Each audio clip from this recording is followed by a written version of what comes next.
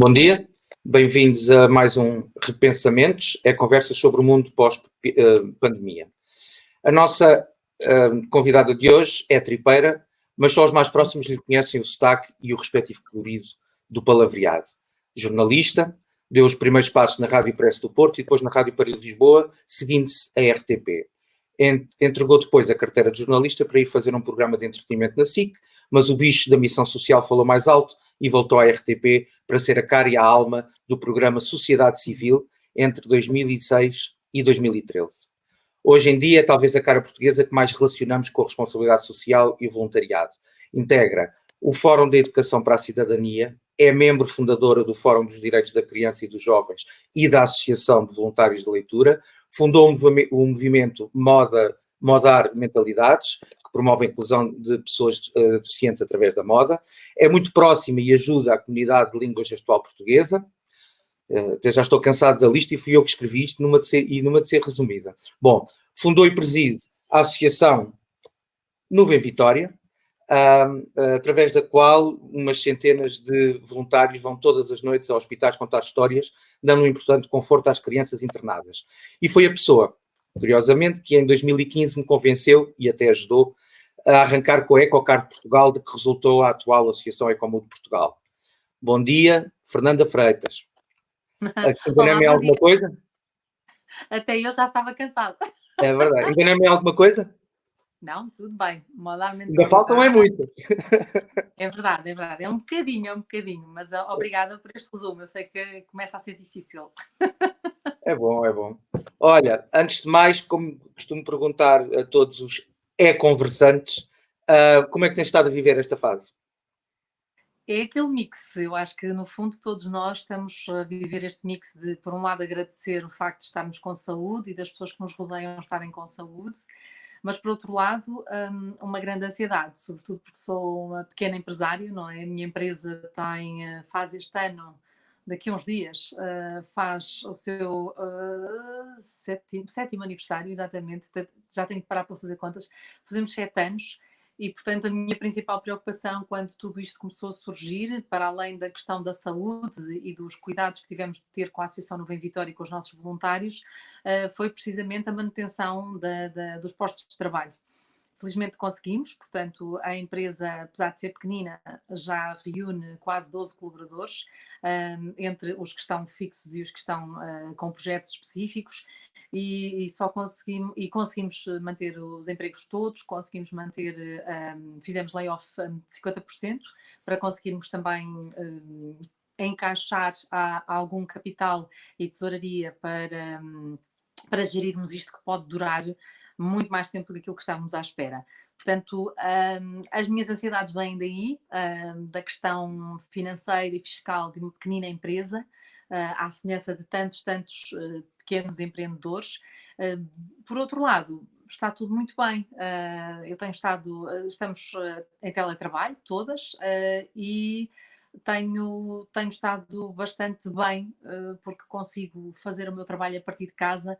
O mesmo não se pode dizer de uma série de outras empresas ligadas ao setor do turismo, da distribuição de alimentos, da agricultura, e portanto a minha ansiedade às vezes também vem no sentido de perceber como é que isto vai desenvolver, não é? Eu estive a entrevistar o professor Augusto Mateus há uns dias e, por um lado, ele diz uma coisa muito interessante. Ele diz que não vamos precisar de mais dinheiro, vamos precisar de mais ideias, portanto vamos precisar de nos reinventar, mas por outro lado também sente que todos os cenários traçados até agora são muito otimistas, o que me deixou obviamente um bocadinho apreensiva, mas se conseguirmos transformar as ideias em negócios, venha daí. Eu acho que é uma das grandes mudanças, que se a pandemia vai trazer alguma mudança positiva, é isso mesmo, é repensarmos-nos, recriarmos-nos,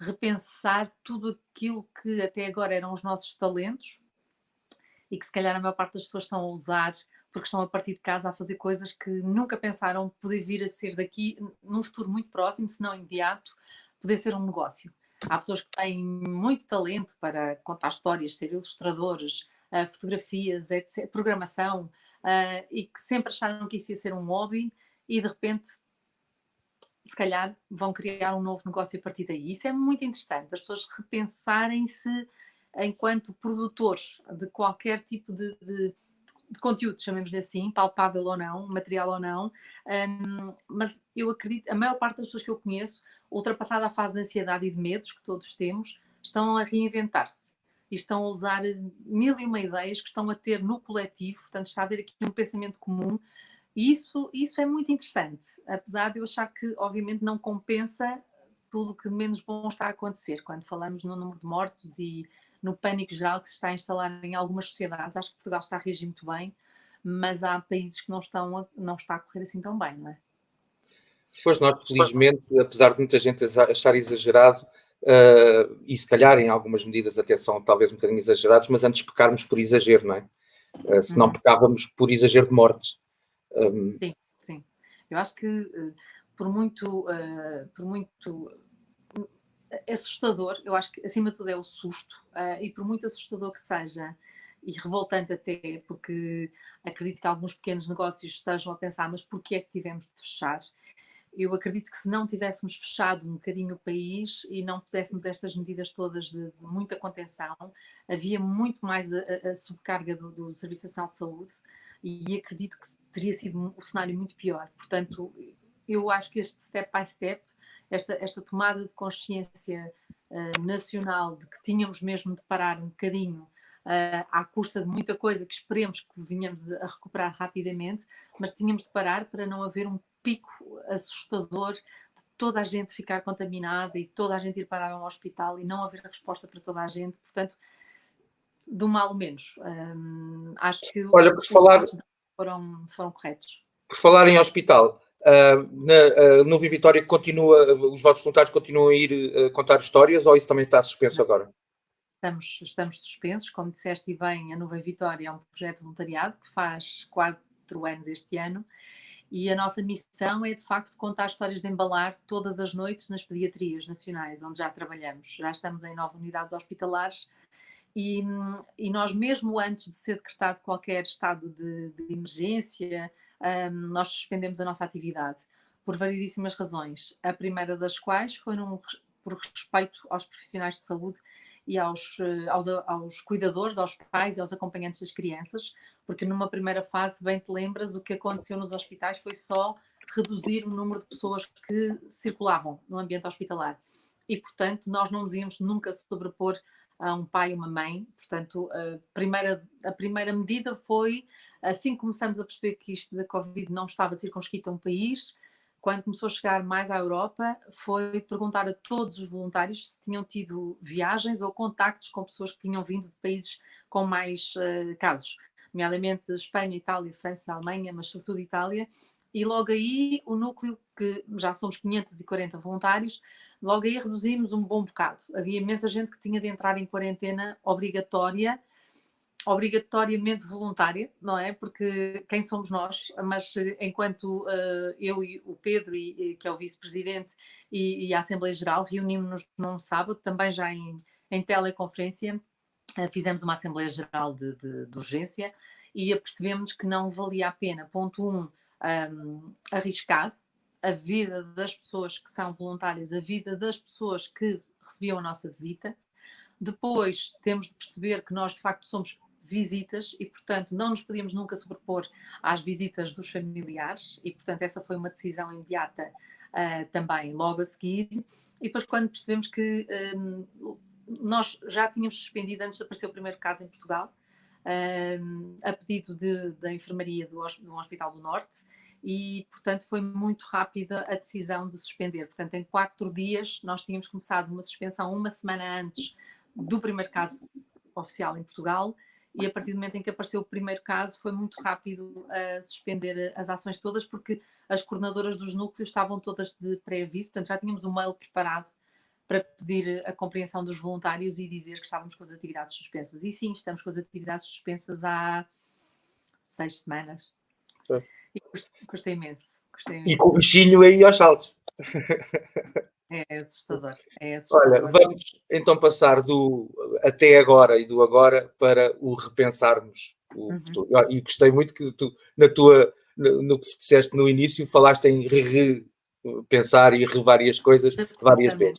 E é isso exatamente que nos traz aqui, agora olharmos para a frente. Já sabemos onde estamos, há algumas pessoas que ainda estão muito preocupadas em procurar origens e por aí fora.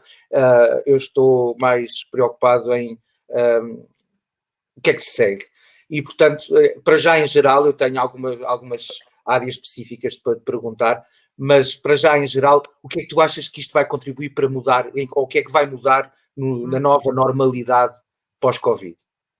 Ou pós-confinamento, digamos, né? E não estou a falar no dia 3 de maio nem no dia 4 de maio, estou a falar mais à la longa. Exato. Olha, eventualmente há algo que eu sinto que pode mudar, para além da nossa perspectiva, seja ela qual for, holística, filosófica, pensar o mundo e porque é que isto aconteceu, para além dos porquês, acho que é importante, há 2 ou 3 setores onde pode haver grandes alterações, grandes mudanças. A maneira como nós trabalhamos, o teletrabalho, apesar de ter sido imposto de uma maneira obrigatória, muito agressiva, deixa-me usar esta expressão com muitas aspas à volta, mas foi assim para muitas empresas um abanão. Muitas empresas até que não confiavam que os seus colaboradores continuariam a ser produtivos a partir de casa e que mesmo perante tantas adversidades continuam a ser produtivos a partir de casa. E eu estou a falar em casos muito específicos de colaboradoras nossas que tentamos ter uma reunião e têm filhos muito pequeninos que ainda não têm escola e, portanto, a metade da reunião é passada com as crianças ao colo. E é tranquilo, é o que é. É o que é. Isso sim, por muitos pensamentos, seminários, conferências e estudos que possas ter feito até agora sobre a conciliação da vida profissional com a vida pessoal, nunca se fez uma experiência com tanto alcance, com tantas pessoas, com tantos testemunhos. Sim, o teletrabalho não é uma coisa nova. O que é novo é o ser tão generalizado. Bom, em Portugal é quase novo, não é? Mas o ser tão generalizado, então, é novo no mundo inteiro. E é engraçado que é isso que tu estás a dizer também.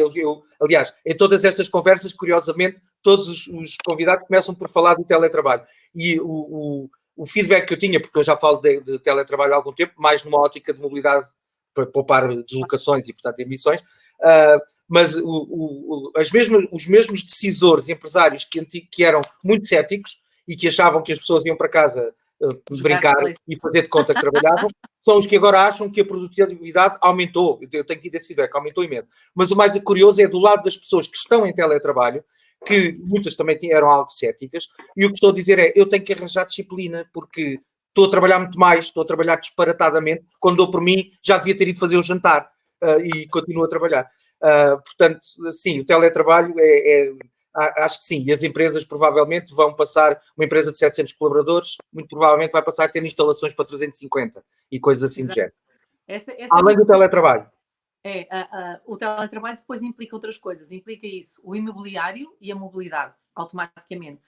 Acredito que haja muitas empresas que percebam que, de facto, se calhar não precisam ter aquele prédio gigante no centro da cidade, ou em Lisboa, ou seja onde for, mas no centro da cidade, porque, de facto, se calhar conseguem que, através desta distribuição de jogo, de trabalho, os colaboradores não sejam obrigados a passar 1 hora no trânsito, seja ele em transportes públicos mais ou menos poluentes, ou no seu próprio carro mais ou menos poluente, partilhando ou não um automóvel. Já nem estou a falar nisso, acho que a mobilidade vai ser uma das grandes mudanças, mas o facto de não estarem obrigatoriamente num edifício central e obrigar as pessoas todas a ir para o mesmo espaço. Eu conheço das pessoas que... E à mesma hora. E tudo à mesma hora. Ou seja, eu falando do caso de Lisboa, porque é onde moro atualmente, ter a IC19 entupida e ter a segunda circular entupidas, espero essa é uma expectativa, nem é só a perspectiva ambiental, que já é maravilhosa e todos nós estamos a dar conta, não é? No Dia da Terra tivemos imensas reportagens acerca daquilo que de bom se pode retirar disto tudo, não é? O Taj Mahal já se vê, tanta coisa que está a acontecer a nível... O outro lado da rua, em Xangai, já se vê. Exatamente, e afinal há um prédio. Mas é a mobilidade. Porquê é que nós somos obrigados a ir para aquele sítio trabalhar quando aquele sítio é 1 hora de distância do meu local de habitação e é 1 hora de distância das escolas dos nossos filhos. Portanto, isso eu espero que seja uma grande linha de pensamento. É como é que nós nos movimentamos. E a maneira errada como fazemos até agora, não é? Porque, felizmente, há muita gente que consegue morar à chamada walking distance, portanto, ir a pé ou de bicicleta ou de trotinete, ou seja o que for, para os seus locais de trabalho, mas a grande maioria não consegue.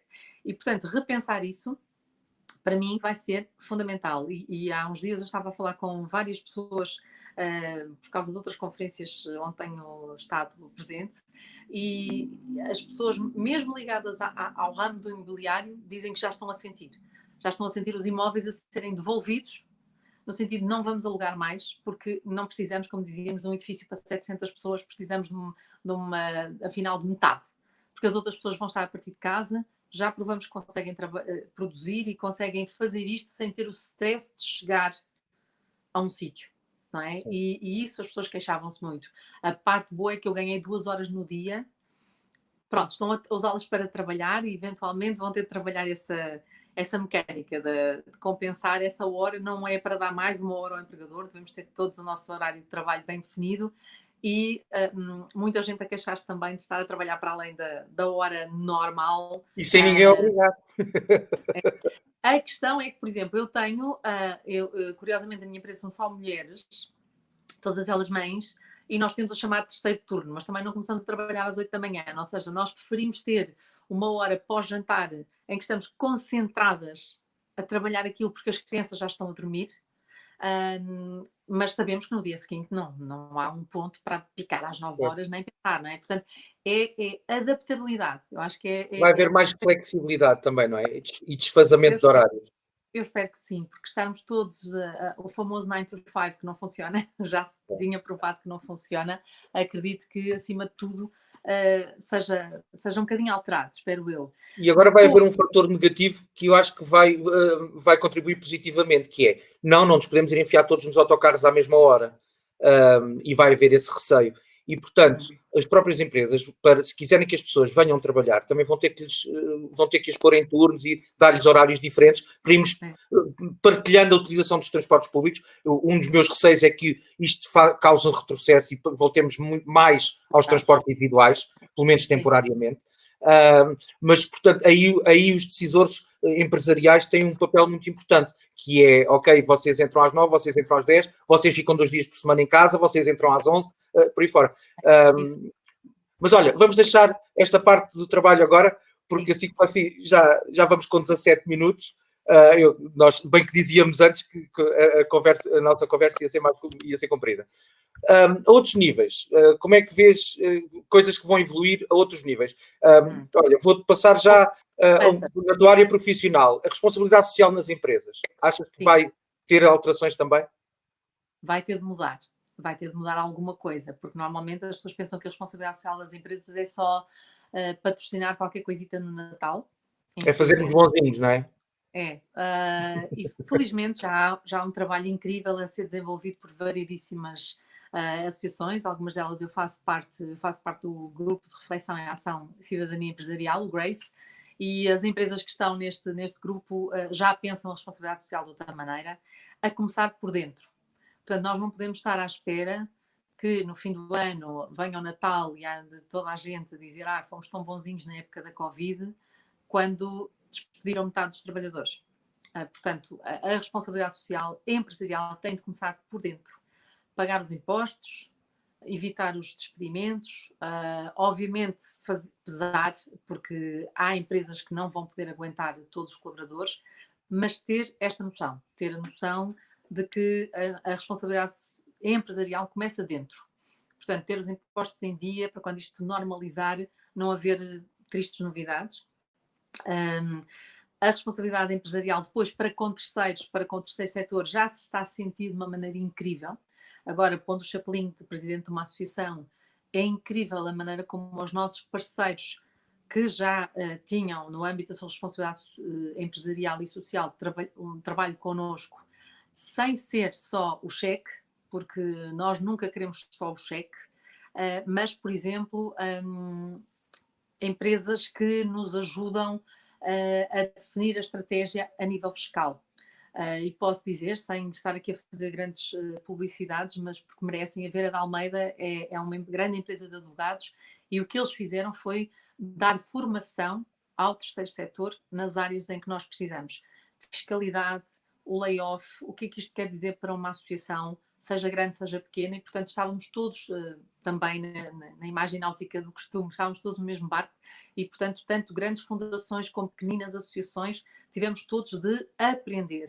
E aprendemos através de seminários online que foram produzidos gratuitamente, portanto, pro bono, para esta sociedade de advogados.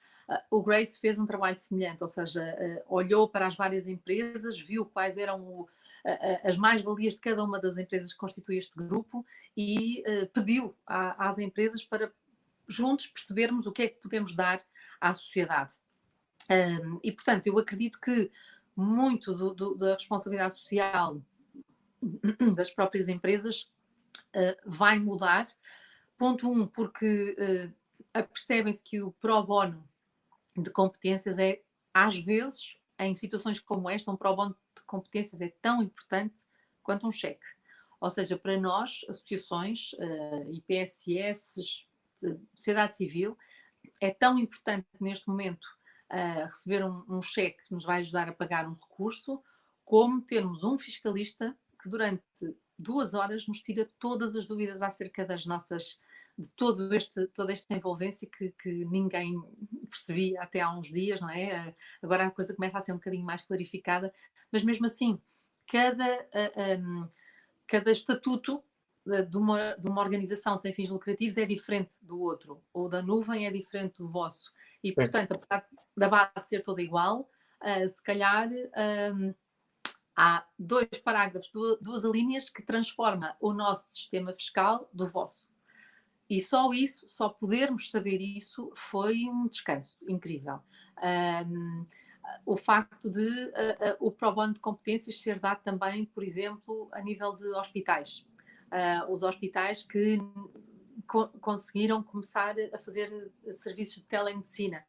Portanto, eu estive a trabalhar e a moderar uns debates sobre o impacto da Covid-19 em algumas doenças específicas, nomeadamente doenças oncológicas, doenças respiratórias, e apercebi-me de facto do trabalho que está a ser feito online também por profissionais de saúde que não estão no terreno, mas continuam na linha da frente.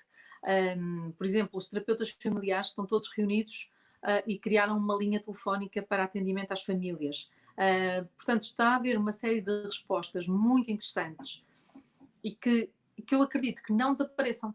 Ou seja, a Covid transforma, não é? Ainda agora, antes de falar convosco, estava num outro seminário e uma das coisas que chegamos à conclusão que talvez ao vivo são pessoas ligadas a um setor muito específico, ao setor agrícola, e eu pensei, bem, eu não sei se vos vou ver ao vivo e a cores e a dar um abraço ou um cumprimento tão cedo, porque estes webinars, o nome técnico, não é? Fazem tão mais sentido para esta realidade. Porquê? Porque quando fazemos um seminário, seja sobre que tema for, aliás, já sentiste isso, imagina, uma conversa, um seminário sobre mobilidade, tens 3 parceiros, estás numa sala, cabem 300 pessoas, são 300 pessoas. Estás online, chegas a 40 mil num instante. Sim. Nós tivemos, antes de estarmos nisto, nas nossas conferências já fazíamos isso, era só convidávamos os locais e fazia-se streaming para os de longe. Não fazia sentido estar a ouvir uma pessoa de Braga para ouvir uma coisa que podia ouvir online. Havemos de ter... Sim, fiquei com saudades de lhe dar um abraço. Há de haver oportunidades sem ter este trabalho. E, entretanto, o nosso On Mobility Lisboa, que era para ser no Museu do Oriente, tivemos que o passar para online. O resultado foi, sim, não se pôde fazer a experimentação dos veículos, etc. Isso não se pôde. Isso vai passar para setembro na Amadora, esperemos. Em princípio, será assim. Com muito desinfetante e por aí fora, mas será. Mas o certo é que tivemos mais gente no seminário, na conferência online, do que tínhamos tido, do que teríamos, porque a sala não tinha sequer espaço para isso, no Museu do Oriente. Portanto, sim. E, portanto, eu a seguir ia te perguntar, na parte da saúde, hospitais, Serviço Nacional de Saúde, mas na realidade tu já foste já foste por aí. Queres acrescentar alguma coisa nesse campo? Achas que vão mudar outras coisas também nessa área? Olha, há uma coisa que é o que me diz isto como mais observadora muito próxima, não é? Sim, o que me diz mais respeito, eu sinto que a imagem dos voluntários vai ser muito reforçada, porque neste momento não há voluntariado em quase setor nenhum. Estou a falar do ambiente hospitalar, não é? Porque as movimentações são menores dentro dos hospitais e eu acredito que talvez no meio disto tudo alguém já esteja a sentir falta. Eu sei que do nosso ponto de vista as crianças e os pais estão a sentir falta. Nós temos muito feedback porque nós substituímos as histórias contadas ao vivo e a cores todas as noites à cabeceira de cada cama das pediatrias onde trabalhamos, substituímos por uma ferramenta que nada tem a ver, que é uma história contada à noite nas redes sociais. Portanto, todas as noites aparece alguém com a sua nuvem Vitória, veste a t-shirtzinha e conta uma história. Eu só tenho o coisinho para dormir da porta. Exato, eu vi o hanger. E quando tu pensas, ok, a história online vai chegar a mais miúdos, estejam doentes, internados ou não, mas nós temos um trabalho de promoção de um bom sono, que a primeira coisa que pede é desliguem os telemóveis e os computadores antes de dormir. Portanto, não querendo entrar em conflito com aquilo que nós fazemos, mas foi a única maneira de nós termos as histórias a serem contadas todas as noites através dos voluntários da nuvem. E, portanto, eu sinto que há essa diferença, no nosso caso, eu posso falar do caso da Nuvem Vitória, já se nota. Os miúdos, os pais já estavam habituados a ter histórias todas as noites e de repente deixaram de ter. Aliás, houve um caso muito curioso. Logo no princípio, como te disse, nós deixamos primeiro no norte, mesmo antes de haver um caso, e ao fim de 2 noites já estávamos a conversar com a equipa de enfermagem e a equipa dizia, eu não sei se o facto de vocês não virem não pode causar mais stress e, portanto, tivemos de dosear, continuar a ir ou não aos hospitais, porque a falta da nuvem era sinal de que, isto se calhar não é assim uma coisa leve, porque a nuvem nunca deixou de vir em 3 anos e agora não vem. O que é que se passa? E isso foi logo a primeira coisa, estás a ver? Uma reação ao fim de 2 dias. Mas pronto, foram uma quinta e sexta-feira, na segunda-feira a seguir já todos os hospitais, nós comunicamos a todos os hospitais que íamos suspender. Não sei quando é que vamos voltar. Quando voltarmos já temos mais de 3 hospitais protocolados à espera das nuvens e, portanto, eu acredito que acima de tudo isto traga esse reforço da imagem dos voluntários e sobretudo porque os voluntários da nuvem, numa determinada cidade, tivemos um contacto direto para se pudessem se voluntariar a trabalhar com idosos, a fazer outras coisas. Porquê? Porque sabem do rigor que nós temos no que diz respeito à higiene e segurança. Nós somos muito, muito rigorosos e tivemos esse feedback por parte de um vereador de uma Câmara que nos disse isso. Se pudermos, se montarmos este projeto, os voluntários da Nuvem Vitória nós confiamos porque sabemos do grau de exigência que vocês têm, nós temos auditorias constantes e tudo aquilo que aprendemos a fazer agora com a Covid nós já fazíamos e portanto foi muito curioso porque até logo a seguir a começar tudo isto e começar a haver muitos vídeos de como lavar as mãos e como tirar luvas e equipamentos de segurança, de proteção, as nuvens brincavam muito e diziam assim, bem, se as pessoas forem um bocadinho nuvens sabem desinfetar as mãos, todos sabem desinfetar as mãos, higienizar as mãos, que é assim que se chama. E portanto, eventualmente, eu acho que a imagem dos voluntários pode sair mais valorizada no meio disto tudo. Era isso que eu te queria perguntar. Vejo que estás com... A imagem será valorizada, obviamente. Mas eu, tal como em relação à mobilidade, eu vou vendo fatores para o positivo e para o negativo. Ou seja, sim, estamos a ficar se calhar mais solidários com este confinamento e com as preocupações e com o facto de as pessoas terem mais tempo a perceber o que realmente passa, etc. Mas por outro lado, o distanciamento que vamos manter durante algum tempo ou tentar manter durante algum tempo também pode impedir algum voluntariado. O que é que tu achas? Achas que a consequência a médio prazo vai ser positiva ou vamos passar por um vale primeiro antes de começarmos a ter outra vez voluntários de mangas arregaçadas mais generalizadamente? Depende. E não estou a falar da tua área específica, não é? Estou a falar no geral. Tu foste comissária do Ano Europeu, comissária ou presidente? Sim, comissária. Presidente do Ano Europeu do Voluntariado, por isso é que também estou a fazer-te esta pergunta mais abrangente. Eu diria que depende muito dos setores. porque, por exemplo, nos setores que envolvam um contacto mais direto e imediato com pessoas, é o mais urgente e é também aquele que provoca mais receios, não só nos voluntários, mas também nos receptores de voluntariado. Portanto, nós estamos a falar numa época em que, a seguir, o voluntariado vai ser fundamental. Todas as pessoas que já são voluntárias vão ser convidadas a fazer, eu diria até, a alargar o seu âmbito de voluntariado. E, portanto, pessoas como nós, que somos só contadores de histórias, se calhar podemos ser desafiados a fazer outras coisas. Coisas tão simples como este voluntariado informal que aconteceu nos bairros, de entregar as compras às pessoas que não podem sair. Portanto, era isso que eu ia dizer, é porque há muito voluntariado que é, ok, eu faço o que eu posso para aquelas 2 pessoas, não é preciso ir para uma associação, não, estão ali, eu estou a vê-las, elas precisam, ajudo aquelas 2 pessoas. E isso tem sido uma novidade. É curioso porque em francês existem 2 termos para definir um voluntariado. O bénévolat e o volontariat, que são parecidos, mas é isto que nós estamos a dizer. O voluntário formal, que será qualquer voluntário que tenha um contrato de voluntariado, seguro de voluntariado e esteja associado a uma instituição com horários, com supervisores, portanto, é literalmente igual a um trabalho, só não tem remuneração no final do mês, tem um salário emocional, que é depositado no coração e não no banco, mas esse é um voluntariado, é um voluntariado formal. Depois há o voluntariado informal, que Portugal já tem muito. Às vezes é confundido com a carolice, não é? Vamos fazer isto com a carolice. Mas o voluntariado informal é aquele voluntariado que, por exemplo, permite que uma estrutura como o Banco Alimentar exista.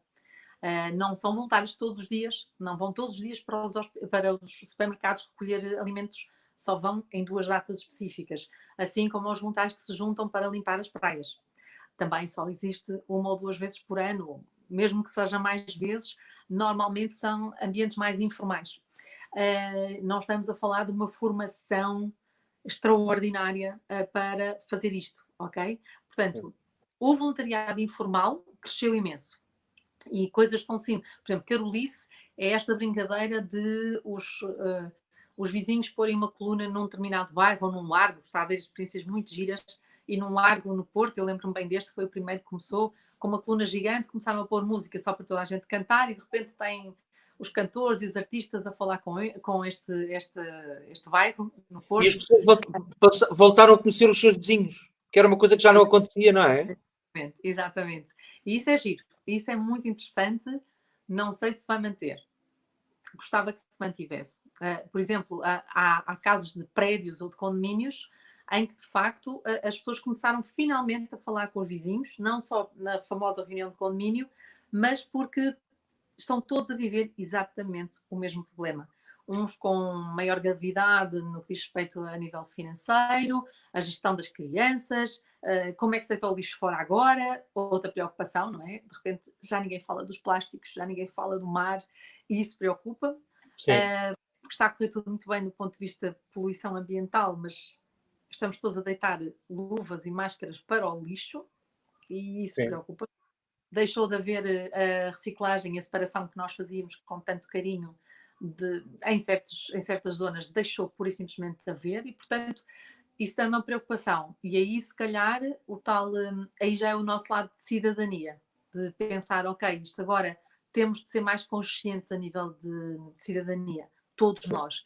O voluntariado, o formal, vai ser mais valorizado, o informal, que nasceu agora, não é? Por exemplo, há uma plataforma online que é o Tech for Covid-19, que é uma plataforma só de voluntários. Eu, a última vez que olhei, em mais de 2.500 voluntários, só de pessoas que sabem programar e sabem fazer coisas.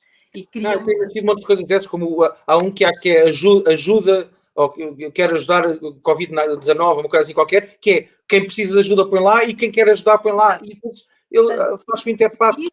E isso vai mostrar que as pessoas, de facto, voltamos ao início daquilo que eu dizia, as pessoas têm que repensar o que é que fazem com os seus talentos. E podem pô-los a render. Mas talento para ajudar todos devíamos ter, não era? Sim, devíamos. Mas não somos obrigados. Eu acho que essa situação veio, como todas as situações limite, esta tão à beira da distopia que até assusta, mas todas as situações limite libertam o melhor e o pior. E, portanto, eu gosto de olhar para o lado bom. Aliás, eu estou nessa plataforma da Tech for Covid com o meu know-how, não de programação, mas de comunicação, porque de facto vamos tentar criar estes laços para que não se percam. Depois, eu acho que esta tomada de consciência de que não somos invencíveis também, eventualmente, poderá fazer-nos descer um bocadinho à terra e perceber que isolados somos uma ilha muito triste. E acredito que esse repensamento possa ser uma mais-valia para esta época. Quero muito acreditar, mas não sei se é o que vai acontecer. Veremos. Olha, estás a dar a deixa ideal para eu nos cortar o pio, na realidade, que é a pergunta final, é menos de análise e mais de conselho. O que é que tu achas, 2 ou 3 coisas que nós devemos e podemos e devemos fazer para melhorar o mundo que tínhamos antes? Acho que temos que... Eu gosto muito de histórias, por alguma razão estou a presidir uma associação de histórias. Eu gosto muito da história que é uma metáfora do colibri, e terminava assim porque acho que dá para tudo.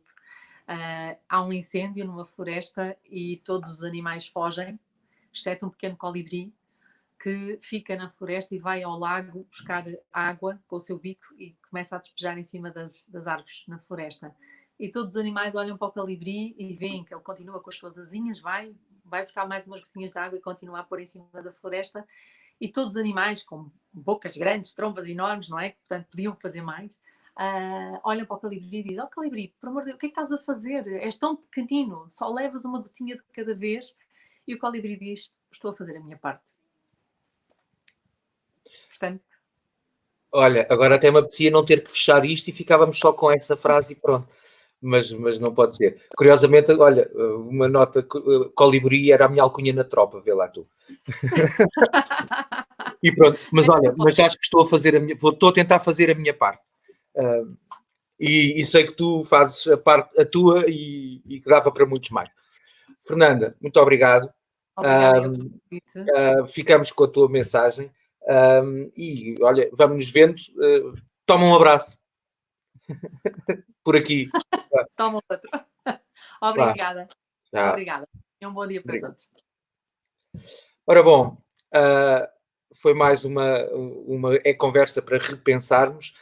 Veja-nos nas páginas do Facebook do E-Conversas, da Ecomundo Portugal e da TV Amadora, no YouTube da TV Amadora, em tvamadora.com e no Instagram do E-Conversas, sempre de segunda à quinta, às 11 da manhã.